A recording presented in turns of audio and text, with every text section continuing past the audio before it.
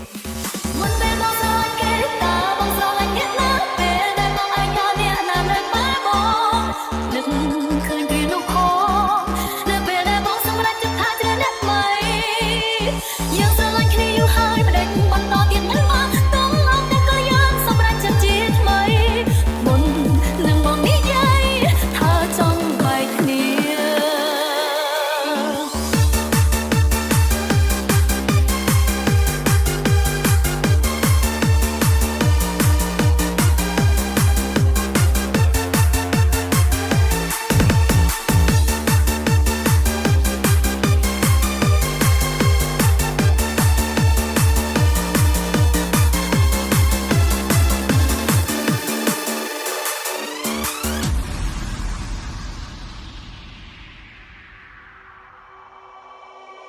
ទឹកភ្នែកស្រាប់រូបរាងដងឈឺ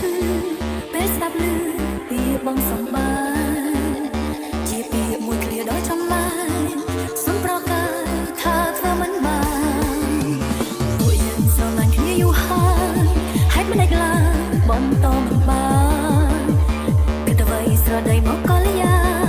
ខុសត្រូវប៉ុន្មានយើងអាចកែតម្រូវគ្នាប្រាប់បានទេតើបងនឹងគេស្គាល់គ្នាបានយូរប៉ុណ្ណា មិនដេចព្រមចោលសង្សារកុំដល់បងរាប់ឆ្នាំ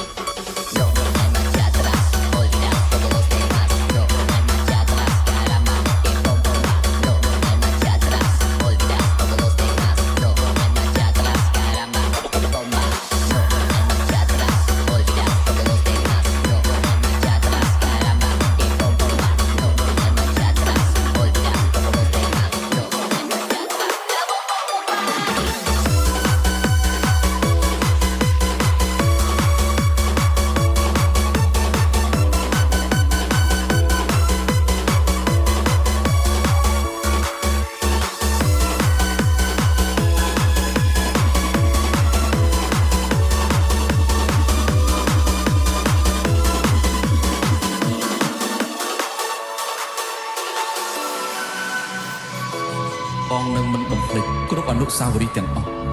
ដែលមានជាមួយអូនទេបងប្រើវាជាធម្មពលដើម្បីរស់នៅបន្ត Happy anniversary to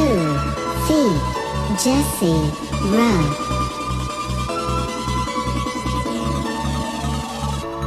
ចូលលើកខ្វាយខ្វល់បារម្ភគ្រប់គ្រីសំទោសដែលគ្មានវេលាបាននៅក្បែរគ្នានឹងអូនកុំអន់ចិត្តកុំខឹងនឹងបងណាមីស្ងួនកាងារពិតមែនណាអូនគ្មានរឿងងាករេពីស្នេហ៍ជាប់រវល់